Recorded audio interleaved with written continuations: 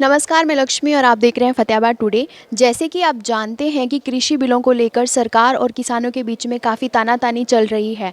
आज इसी चीज़ को लेके इस वक्त मैं मौजूद हूँ फतेहाबाद के वकीलों के पास। मैं आज आई हूँ तो उनसे इस चीज़ के बारे में उनकी राय जानना चाहेंगे।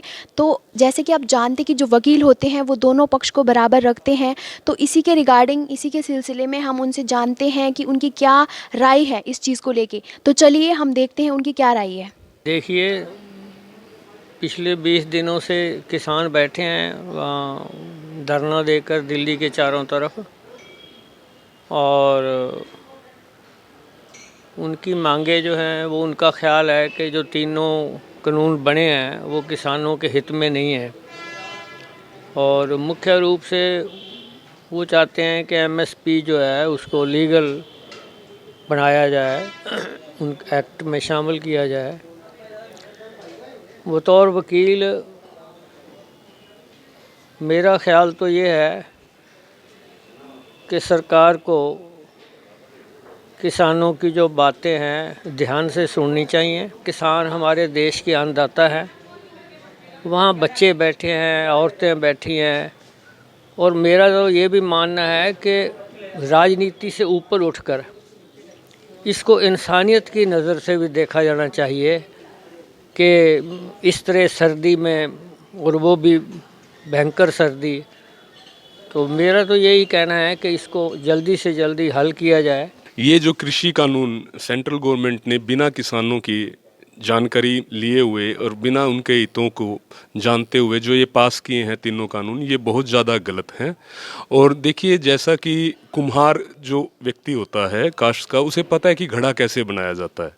सुनार को पता होता है कि ये सोने की जो ऑर्नामेंट्स हैं, चीज़ें हैं, गहने हैं, ये कैसे बनाए जाते हैं। तो ये जो नरेंद्र मोदी जी हैं, इनका कृषि से किसी प्रकार का हमारे देश के माननीय प्रधानमंत्री का कोई भी ताल्लुक नहीं रहा कभी। ना ये कभी जमींदार घराने से हैं, ना ही हमारे जो कृषि मंत्री हैं उनका है, और ना ही अमित शाह जी का है। और बाकी जो साथी हैं सेंट्रल गवर्नमेंट में जो इस चीज़ को कह रहे हैं कि ये कानून ठीक है, उनका भी कोई व्यक्तिगत इस बारे में जो है अनुभव नहीं है कि किसान क्या है और किसानी क्या है। तो ये जो तीनों कानून बनाए गए हैं ये बहुत ज़्यादा गलत बनाए गए हैं। और ये कॉरपोरेट जगत को, खास करके जो आप सुन रहे हैं मीडिया में, अन्य साथियों से भी सुना, दो घराने हैं अडानी और अंबानी, उनके हितों की रक्षा के लिए बनाए हैं, उनको व्यक्तिगत तौर पे, निजी तौर पे फ़ायदा पहुंचाने के लिए। और इससे क्या होगा कि हमारा जो ज़मींदार वर्ग है, किसान वर्ग जो है, वो बहुत ज़्यादा दुविधा में आ जाएगा अगर ये कानून पास होते हैं तो। और इन्हें निरस्त करना चाहिए, ये हमारी आम राय है।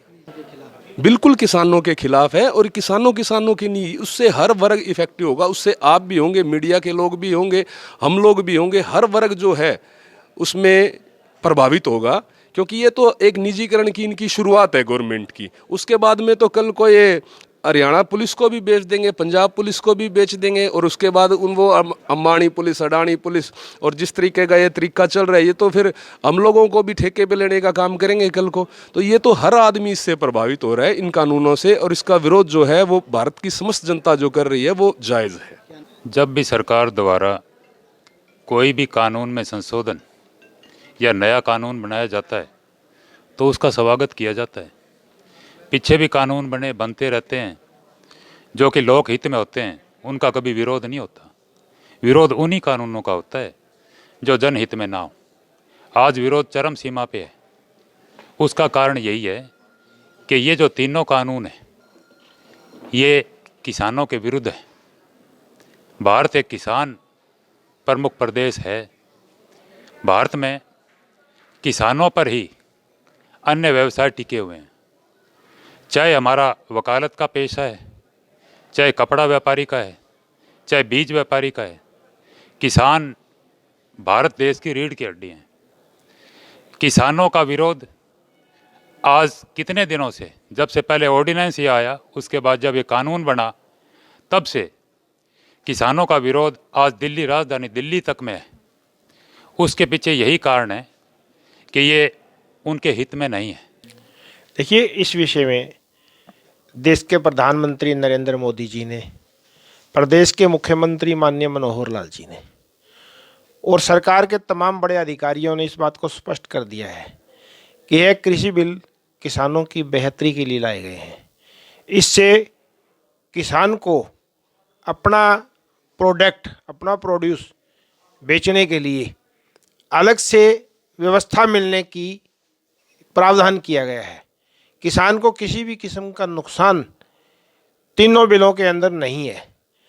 लेकिन विपक्षी दलों के पास, क्योंकि सरकार का विरोध करने के लिए कोई और अवसर नहीं था, उन्होंने भोले वाले किसानों को बरगला कर आंदोलन करने के लिए मजबूर कर दिया।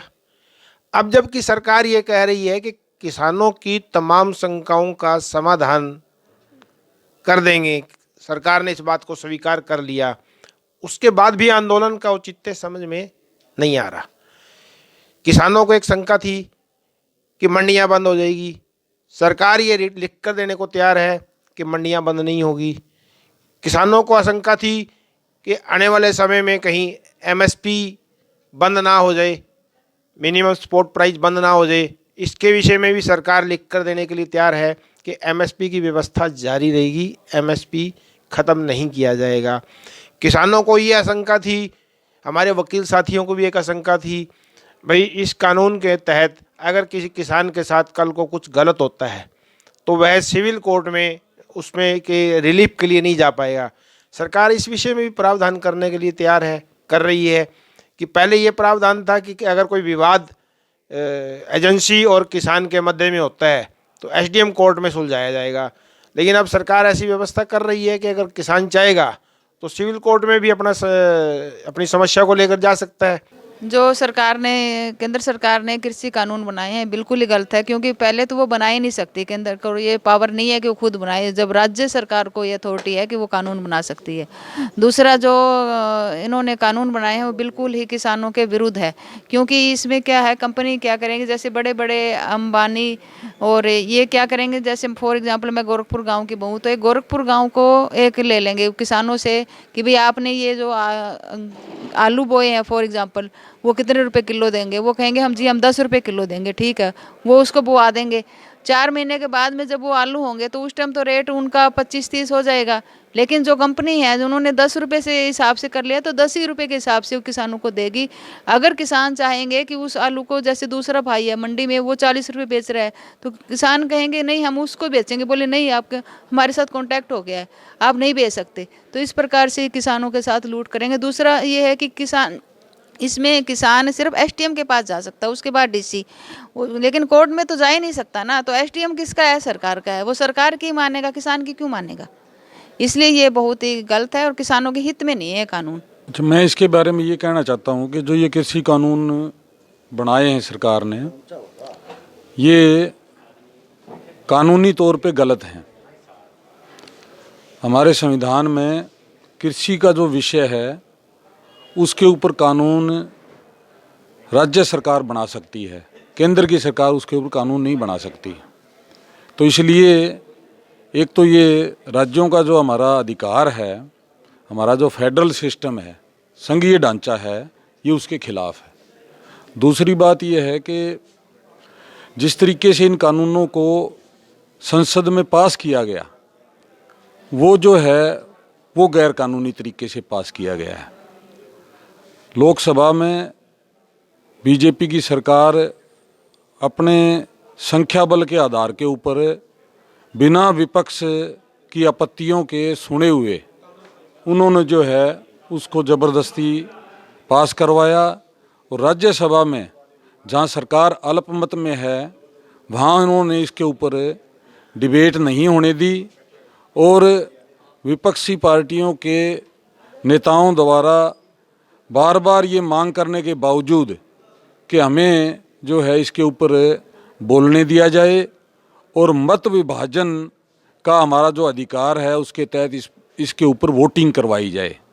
लेकिन सरकार को ये पता था कि अगर राज्यसभा में मत विभाजन हुआ तो ये जो कानून है ये वहाँ पास नहीं होंगे, इसलिए उन्होंने ज़बरदस्ती जो है वहाँ पर इसको बिना वोटिंग कराए जो है पास घोषित करवा दिया राज्यसभा के उपसभापति द्वारा, जो कि बिल्कुल गैर कानूनी है।